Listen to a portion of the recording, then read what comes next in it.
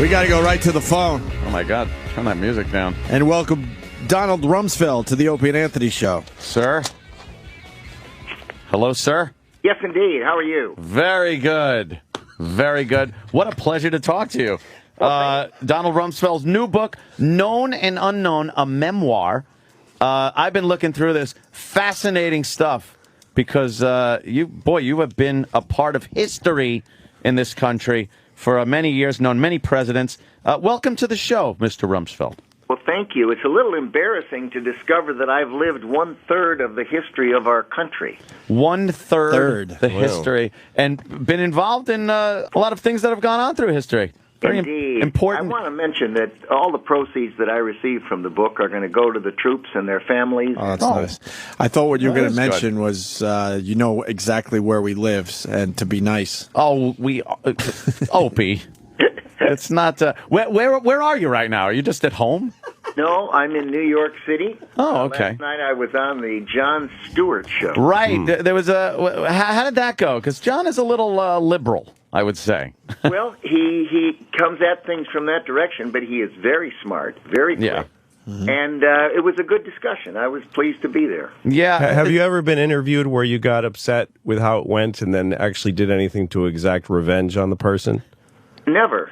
Why would he do that, Louis? I don't know. That's Louis C.K. Because you know, if you're a man of power, it's got to be an interesting thought at least. No. What you do is you think to yourself, what might I have done differently? You've got to expect people to come at you because in our wonderful country, everyone can have their own opinion, and goodness knows they can have intense opinions. But I find that if they have intense opinions that are opposite to mine, there's an awful lot of people who have intense opinions that are very much like mine. Now, you have been in front of a lot of the press over the years, and you've learned how to kind of deflect certain questions and handle the press. So I guess interviews are pretty easy for you? Well, I enjoy it. I think it's important that people, put their views out there so that we have a competition of ideas and the American people can sift through it and make their own judgments. Yeah, absolutely. When did you first get inside? And by inside, I mean, the kind of inner circle of power in the government, especially during the Cold War. When did you just go from a military guy into becoming kind of an enigma, kind of a person of power and on the inside? How did that happen? Well, I don't have any idea. I was a Navy pilot. I knocked on doors, got a job working for a congressman in Washington. I'd never met a congressman. And then I ran for Congress and served during the Kennedy and Johnson era. And then I was in Nixon's cabinet and Ford's cabinet and worked for Reagan as special envoy to the Middle East, and then George W. Bush's cabinet. It just kind of all happened over the decades, and suddenly I'm 78 years old. But so haven't you, how does it feel to have, you've probably accumulated a lot of things that you know that you'll never tell anybody on the planet Earth, right? Well, not really. I'm interested in history. I love to read biographies, which is one of the reasons I took 4 years and wrote the book and tried to discuss what it was like being inside and how the decisions are made and how complicated they are when they reach the senior levels of government. I also created a website, Rumsfeld.com, where we've put hundreds of documents, thousands of pages from throughout my life so that people can read them and check things in the book. For example, if I quote a paragraph off a memo in the book, you can go to the website and read the whole memo. Oh, okay. But you must have lived moments where you were like, holy cow, no one but me and these two people are ever going to know this happened. And it had a massive impact on history. Well, there certainly are times like that, but over time, almost everything comes out. And there are moments when what's going on inside the White House is very sensitive and very private. But within any reasonable period of time, the much of what goes on becomes public, and the American people look at it. Yeah. Do you look at how do you see your legacy based on your career with George W. Bush? Do you see yourself as a fall guy? Do you see yourself as somebody looked upon as evil? Do you think it affects what you've done before that? Because I see you as a very patriotic guy that served his country well and still does. But some people, based especially on your experience with George W. Bush, see you as an evil guy. How do you accept that? Well, I know who I am. I know what I've done, and one of the reasons I've wrote the book was to try to get out there what the arguments pro and con were, so people can look at them. And I've taken on tough jobs. I've had to make tough decisions, and when you do that, you can expect people are going to disagree strongly. It doesn't come as a great surprise to me, I suppose, having lived so many decades. Yeah, were you disappointed, though, with the way your career ended with George W. Bush's administration?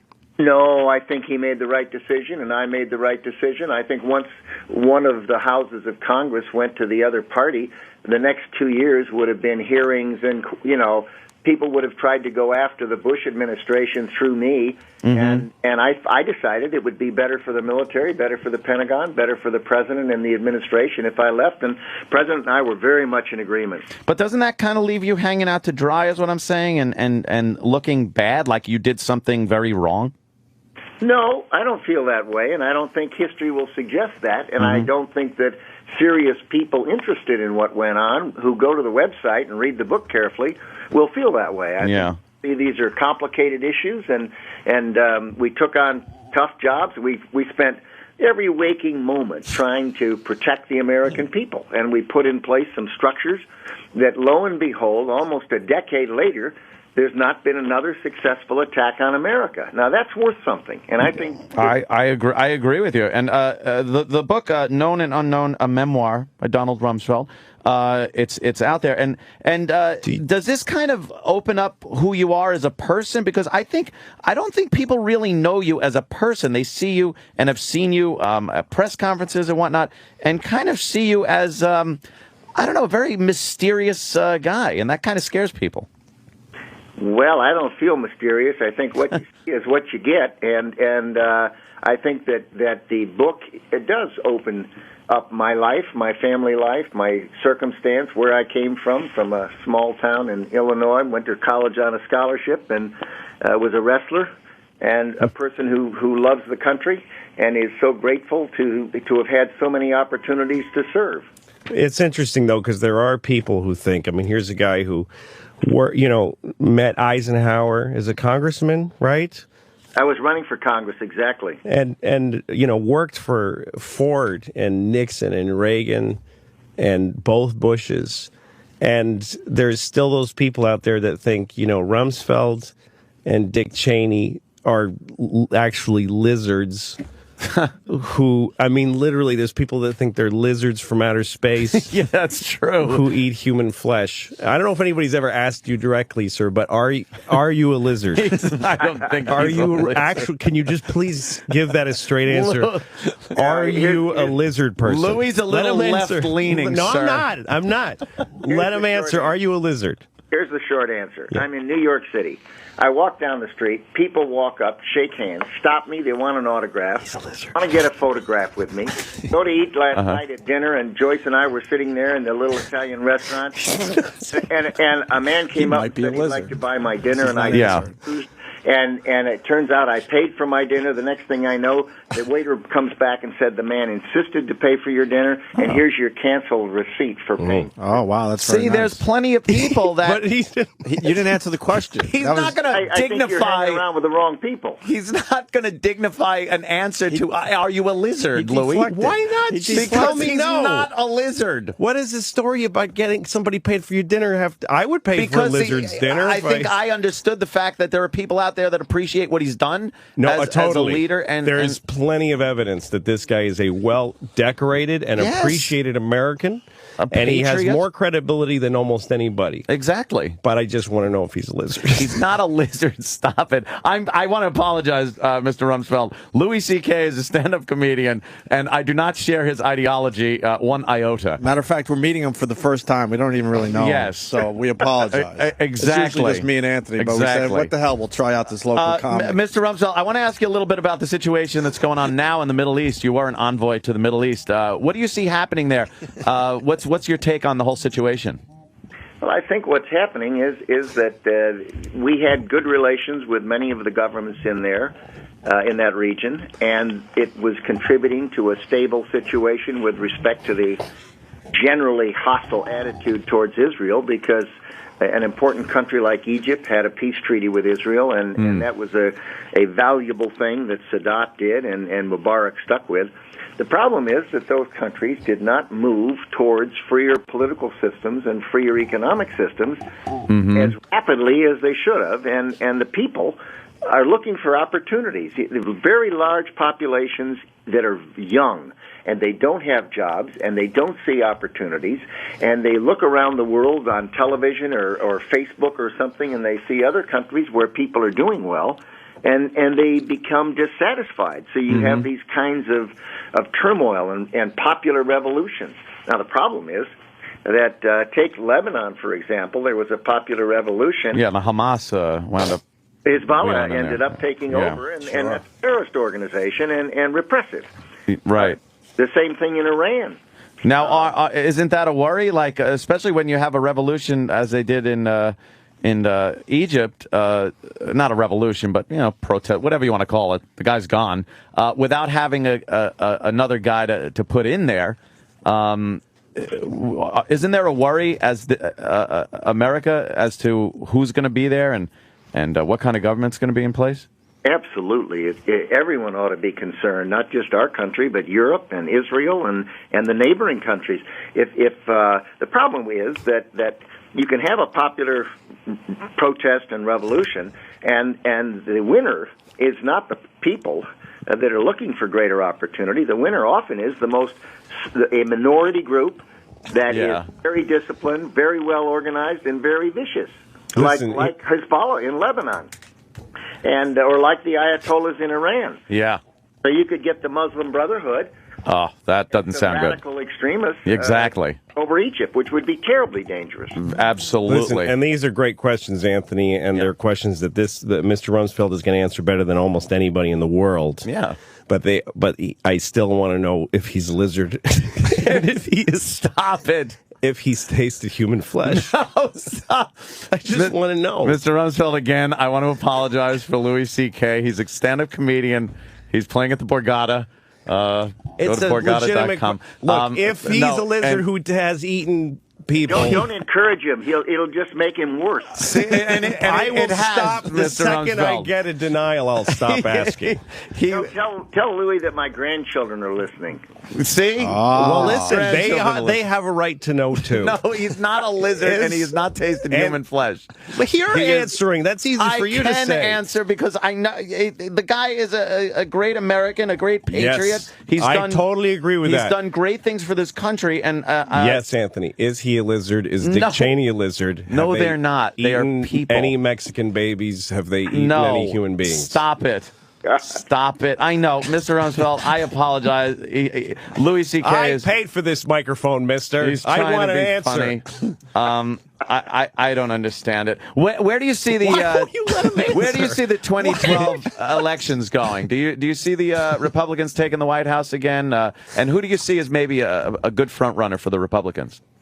I don't think there is one. I think it's one of those rare times when there's not an incumbent president running and there's not a vice president running and there's not an obvious person. And I think what we ought to do is watch them run around the track a while and see how they handle things. It's a tough job, as President Obama is finding out. It's a lot easier to campaign than exactly. It is and so I think we ought to watch all these candidates. There's some terrific ones running, and I think some of them have executive experience. Some of them have a lot of legislative experience, and see how they handle. Because what's going to happen is they're going to get asked tough questions. They're going to get put in difficult positions, and we're going to then be able to see how their brains work, how they react, how they handle things, what kind of people they recruit for their campaign team, how effective they are in organizing. And all of those are attributes that are helpful for a president. Before the Lizard Council meets all right, and decides who to appoint. The Lizard Council doesn't appoint a president. and he's not part of the Lizard If Council. they do, don't you want to know? No. Don't you at least want to give him a chance to say, no, I'm not a lizard? I don't want to picture Donald Rumsfeld on the other end of this phone Nobody listening does. to you asking With red lizard eyes. No, he's not with Mr. Rumsfeld.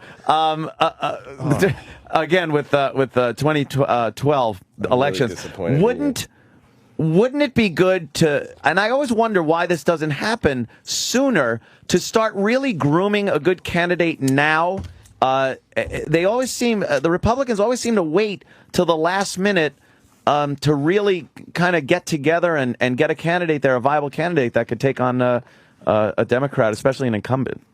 Well, I think that's true of both political parties. If you think back to the Democratic primary that Mr. Obama won, and I think the reason for that is there's no senior council of leading Democrats or leading Republicans who can go into a smoke-filled room and start grooming somebody. It's the American people and the parties, the people of each party that end up picking these candidates. But it does seem like it would be a lot more advantageous, especially for the party, if they would kind of work together instead of everybody trying to get their piece of the presidency, to just work together and get a candidate, a viable candidate to run that would really have a shot at winning. Well, and of course, a primary process can produce a mistake, and you could end up with a candidate who's not very good. Exactly, and I don't think we want to see that. I definitely don't want to see another 4 years of Barack Obama. No, I know. That's for sure. Incumbents, often get reelected, and I think the Republicans are going to have to be careful not to overreach and to manage their affairs in a way that are responsible, and yet address what the American people really care about. Mm-hmm. And my goodness, this administration has served up a number of targets. How anyone can think that the budget President Obama put forward is responsible is beyond me. Yeah. The debt in this country is crushing, and it's going to damage this generation and future generations unless people have the courage to step up and deal with it. What was it like when you met? There's a picture of you shaking hands with Saddam Hussein. Like, what was that day like? The day you met that dude. Oh, that famous picture. The dude who later was hung in a badly lit room. I tried to tell Louis that was indeed during the time when he was I'm just curious what that day was like. And was, okay. I'm just curious. What was that like to meet that fella? Fair enough. Well, it was. I was in Baghdad at the request of President Reagan, and I kind of describe this in my book. I met the night before with Tariq Assis, the deputy prime minister, and then the next morning I was invited in to be with Saddam Hussein. And the reason that Secretary Shultz and President Reagan and I all agreed that it made sense was Saddam Hussein was in a war with Iran and had taken our embassy people hostage, and was very hostile to the United States. The United States did not have diplomatic relations with Iraq, and the thought was that we, the old adage, the enemy of my enemy is my friend. Right. How did we manage to get crossways with the two big countries in that region, both of them, and yet they were hostile to each other? Right. So we felt that it was a good idea to see if we could reestablish relations, and that ultimately was done shortly after my visit. Now, what was it like? You walk in, there's a Middle Eastern despot. Is he a good guy or a Democrat? No. He's a thug, and he's in fatigues, and he's got a pistol on his hip, and he's a tough guy and not a good guy. On the other hand, people in Iran were worse, and when you get up in the morning and look around the world, there are not a lot of George Washingtons or Abraham Lincolns. We have to deal with people who aren't perfect on occasion. Exactly. That's what I was trying to tell Louis. And so how many guys do you think you've met that died by hanging? Oh, Jesus. That's a good question. Yeah, more than one. Yeah. More than one. More than one, see? Yeah. I've never met anybody I met a girl who hung herself. But I've never met anybody who was sentenced to hanging. He's had to deal with thugs during his career at some point. Sure. He's, the world. And a lot of people judge things, I've noticed, Mr. Rumsfeld, a lot of people judge things based on what's going on now. They don't take it in the context of the history and what was going on at the time. Now, during the Cold War, I think we were willing, as Americans and the press, to accept a lot more covert action on the part of the government for our own safety than we are now. Do you think that's a better thing that there's so much more information available now, or is it a kind of a good thing for the government to have maybe a little bit of a little more covertness in their actions? Oh, I think you're right. I think that we live in a world where there are relatively few countries that are like we are. We have free political systems, and that means that we have got to have intelligence gathering activities if we're going to protect the American people. Exactly. But American safety is like the biggest deal to us. American defense. We've got to keep the American people safe. But what if a whole lot of people in other places have to die in order for us to be safe? Like, what if you found out that a lot of America was going to get hurt unless we just took France and just wiped it out? Would you trade France? Hypothetical. Would you trade France for Texas and Arizona? Can you imagine if I answered that question? Thank you. What the news lead would be? Exactly. It would be like the answering your earlier question, where I would deny that I'm something that you asked me. Right. He's not going to deny he's a lizard. But he hasn't officially denied it. What would be hurt by denying that you're a lizard? I did not just arrive in town falling off a turnip. There are no turnip carts in New York City. Well, he didn't fall off of one. No, regardless. I totally understand. But no, that's fascinating to me. What would be hurt by denying? And I'm not going to ask you to deny it now. I'm more interested in what would be hurt if you denied that you're a lizard. He's justifying the question. Sorry, I brought it up. I apologize. No. But I mean, we like to think that we're a comedy show, so we're just kind of asking a silly question. But that there, is Mr. fascinating Rumsfeld. to me that saying I am not a lizard might be dangerous. I want to know how it might hurt. Wait, how would it hurt your credibility? This happened.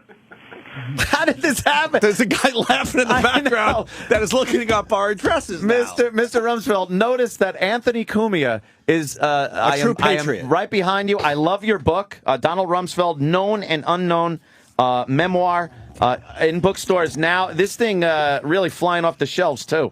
I want to ask Mr. Rumsfeld his opinion on the unions right now. That's a big topic right out there. Well, it is, and what we've got is a government, an administration, that, according to the data, has fewer people who've ever been in business than any administration in modern history. And what you've got is a lot of people who are lawyers and professional government people, and they don't have the business background. They have very close connections to the unions, and I'm terribly worried about the way that our trade relations are going around the country. The president and the administration have been responding to pressure from the unions with respect to the trade deal with South Korea, the trade agreement with Colombia. Here's Colombia, an important country in our hemisphere, and we've been stiffing them we're missing what's going on in the world. Mm-hmm. In Asia, there are all kinds of trade agreements, and the United States is absent without leave. We're not engaged and doing it. Mm-hmm. And I think the answer is it's because of the unions. And we're at a first point in our country's history where there are more union members who are government employees than there are who are in the private sector. That's a conflict, if you ask me. Well, it's a worry. Yeah. And I think it's also not surprising, then, to note that the average pay of government employees is now higher than in the private sector. That's not right. And of course, why is that not right? Because it should be the other way around. Well, of course, teachers are government employees, right? And the jobs and the products and the opportunities are all in the private sector, not in government. Right. But a teacher is a public employee, right? Is a unionized public employee. Yes. So they should be paid well, right? But it's not a matter of being paid well. But they should have the power to get together and bargain for better pay and better benefits, right? Well, if you look around at the school systems, they are in trouble, and they're not providing the kind of education for kids, and so the system isn't working perfectly. Mm-hmm. My wife Joyce started the Chicago Foundation for Education because the Chicago school system was described as the worst school system in America 25 years ago. Wow. And here's a great city, a wonderful city, and it had a school system that the Secretary of Education labeled the worst. Now, why is that? It isn't because people are bad. It's because the process isn't working. There wasn't any choice. People didn't have a choice. They paid their taxes, and they had to go to school in their neighborhood, and they didn't have choice. I'm a Milton Friedman fan. I think giving school vouchers so that parents and kids can make those choices, and pretty soon the schools that nobody wants to choose have to disappear, and the schools where people want to go succeed because they get a good education, they prosper. Yeah, but American public schools used to be great, and now they're not. So for years and years, they did well without vouchers in charter schools, and then all of a sudden, money got taken out of those systems, and now they're suffering. And then the people that took the money out point at the system and go, "Ha ha, you suck because I took your money away." So now we're gonna. So what happened? Why did they work before? I don't think that's the case. What you just said. I don't think that the reason the schools are not doing well today is because the money's not there. I think that you look at the average price that we're paying per student or per school, and it's quite high. It just isn't producing the kind of results that a more competitive system would. Mm-hmm. How come it worked before, though? When it was simpler, most people went to public schools, and you could just go walk down your public school and get a great education. Like, how come there's a decline when it was working without the competition?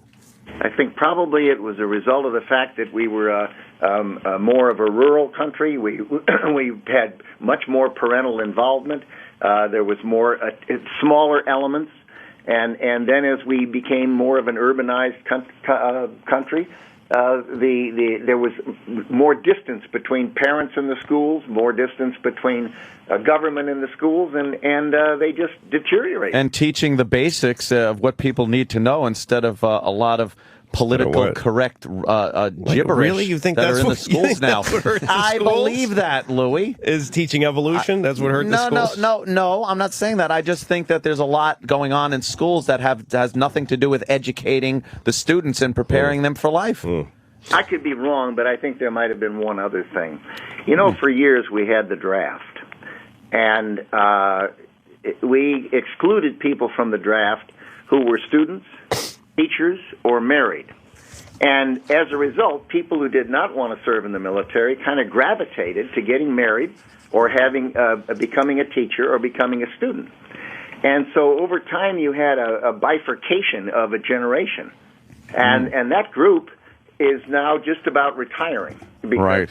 The all-volunteer military came in under the Nixon administration in the late 1960s and early 1970s. And so all of those people that up to 1970 now, of course, would be 30, 40 years later. So if they became teachers in the ages of 20, 25, 30, they'd now be retiring. Yeah. Hey, did he answer the question about unions? Are you for or against the unions, sir? What do you mean? I've got no problem with unions. Yeah. What I have a problem with is if unions end up exerting an undue influence in what's taking place in our country and stopping the United States of America from participating in free trade agreements around the world, which are the kinds of things that help to create jobs. Yeah, that's not a good thing. But if the jobs are in other places and if the United States is getting to compete, who is the United States at that point? Is it General Electric and Walmart, or is it actual people who live in these places like Wisconsin who are asking to be able to sue for their own rights as a union? Well, that the governor up there, I'm not knowledgeable about Wisconsin. I'm from New Mexico, as the cover of my book shows. No, you got a polar fleece on. A handsome picture. But my recollection is that the governor ran on a platform of doing exactly what he's doing, addressing the fact that the state is bankrupt. And how does he fix that? Well, he can't fix it if the unions won't let him. And he's going to have to find a way to put that state on an upward path rather than allowing it continue to go down, spending more than they take in. Exactly. And if the unions are going to try to prevent that, he has to do something about that. What type of aircraft did you fly? I was flying, the last plane I flew was an S-2F, which was a Grumman anti-submarine plane. Oh, that's cool. Did you have more capability to fly it because of your lizard reflexes? Stop it. I've got a thought for you. Okay, good. Folks are looking for a present for friends of yours. I spent 8 days recording the unabridged version of my book. Oh. About 8 hours a day. And if you want to hear the voice... And the voice, right. what you do is you buy the unabridged version of the book, and then you can play it in your car when you're going to and from work, and I'll be right there with you. I think you need that, Louis. I'll be right there with you. You absolutely do. I want to ask you one more thing because I know you got to go soon. I'm a very, very strong advocate of the Second Amendment. I'm a lifetime member of the NRA. Are you a member of the NRA? I'm not sure if I am right now. I have been, and I think I am. And are you an avid shooter? Because I am, and I love it. I have guns. I have rifles and shotguns and pistols and at various locations, and I'm an elk hunter out in New Mexico. So you're a strong advocate of the Second Amendment, as I am, sir? Have you ever shot a person? No. No. That's a great question. I think everybody should be asked that. No, why have you shot Have you ever shot some? He was the Secretary terrible. of Defense. He was in charge of everybody that America killed for a very long time. Oh, stop it. I've been shot at. Does that count? He's been shot at.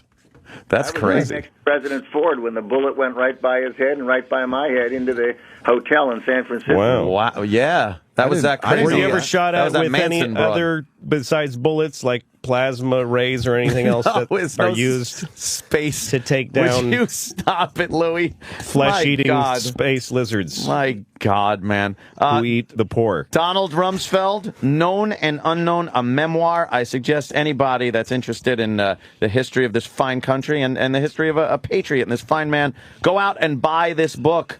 Thank you, Donald Rumsfeld. Thank you so much.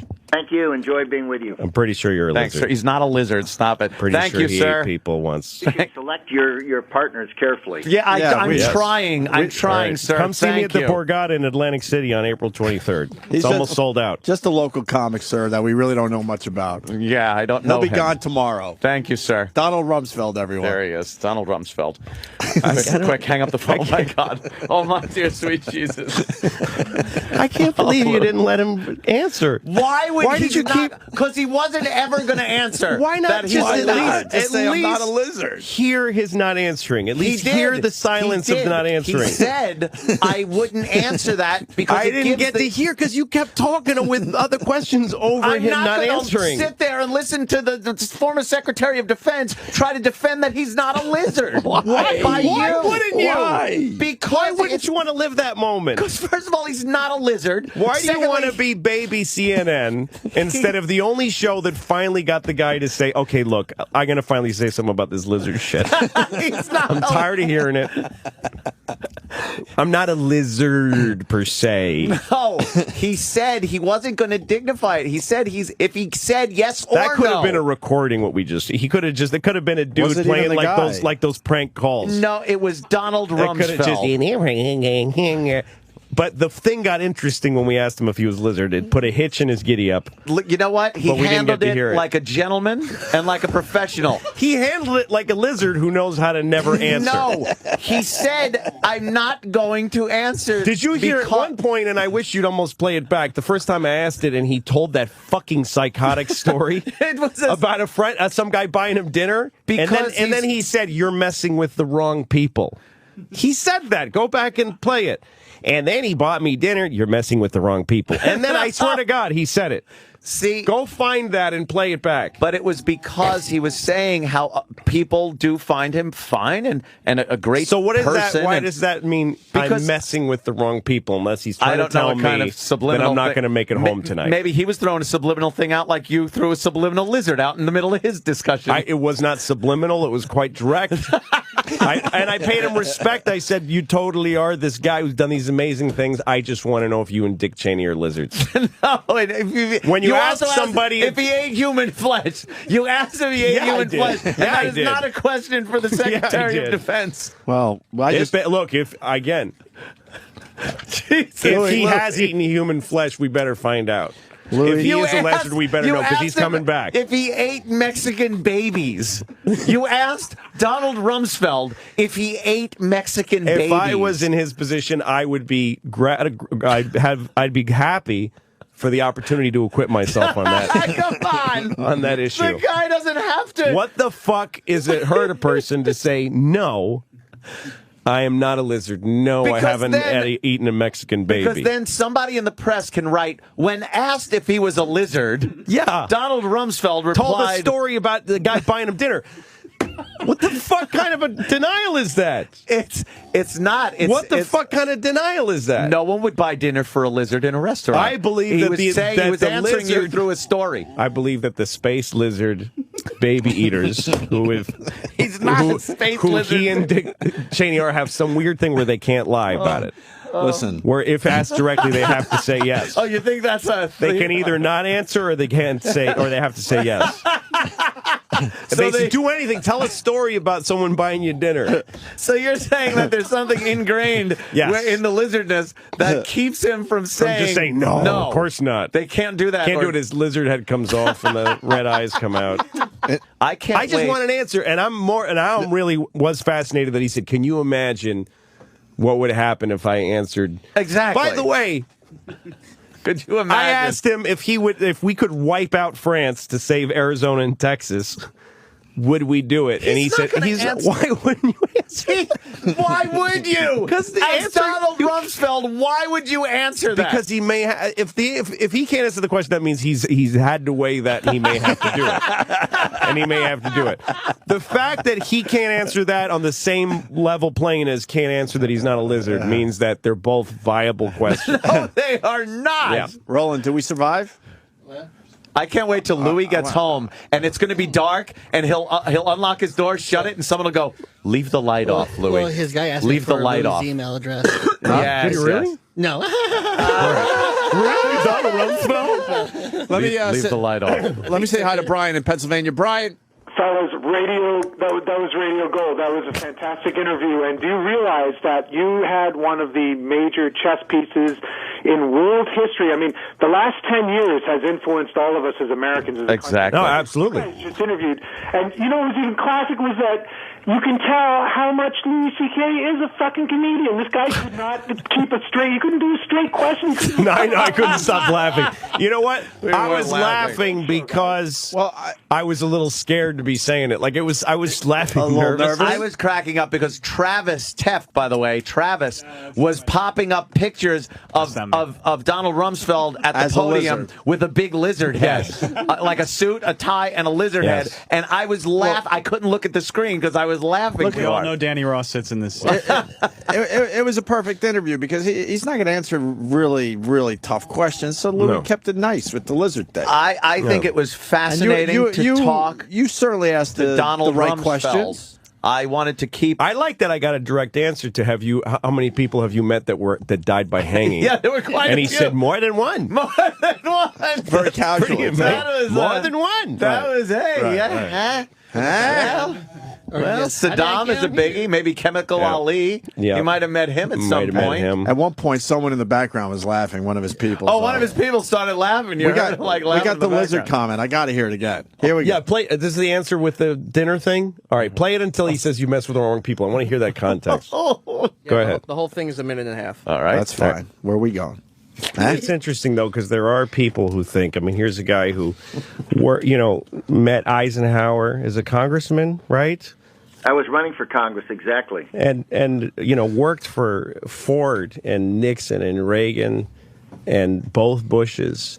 And there's still those people out there that think, Rumsfeld and Dick Cheney are actually lizards who, I mean, literally, there's people that think they're lizards from outer space. Yeah, that's true. Who eat human flesh. I don't know if anybody's ever asked you directly, sir, but are you a lizard? I don't think. Are you actually? Can you just please give that a straight answer?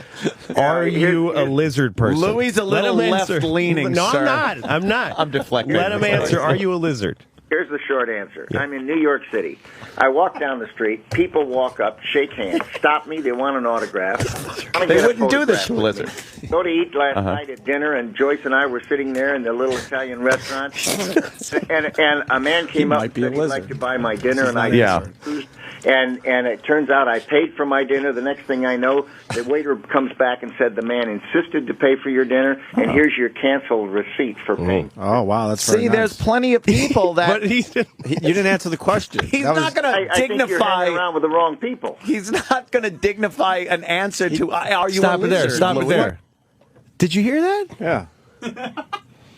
He was asked if he was a lizard from space who eats human flesh. Right. His answer was, the short answer is, I was walking in New York City last night. We went to a little Italian restaurant. Me and Joyce had a nice dinner. A fellow wanted to pay for our dinner. Turns out we'd already paid for our dinner. Next thing I know, the waiter gives us a canceled check, says, it's on the house. I think you're messing with the wrong people. That was his answer verbatim. That Or was did he his say answer hanging? verbatim. I think he said you're hanging around with the wrong people. Play just that last quote again. Okay. You didn't answer the question. He's not going to I think you're dignify. hanging around with the wrong people. Well, even what the fuck does that even mean? He meant that we shouldn't be hanging with you. Oh, is that it? Yes. You're so dead, Somebody Louis. bought me So it's dinner still last bad. night. It's You're still bad hanging for- around with the wrong people. It's still bad for you because he basically told us You're we shouldn't dead. be hanging with You're you. so dead, Louis. Because unless you want to be collateral damage. You know what? You know what I say? Go see Louis C.K. at the Borgata. I don't When's think he the makes date? it to April April 23rd. 23rd. April You kidding me? 23rd. You know Come what? watch me be assassinated live Buy a like ticket. Malcolm X. Come watch a fucking patsy whose kid is in a cellar being beaten.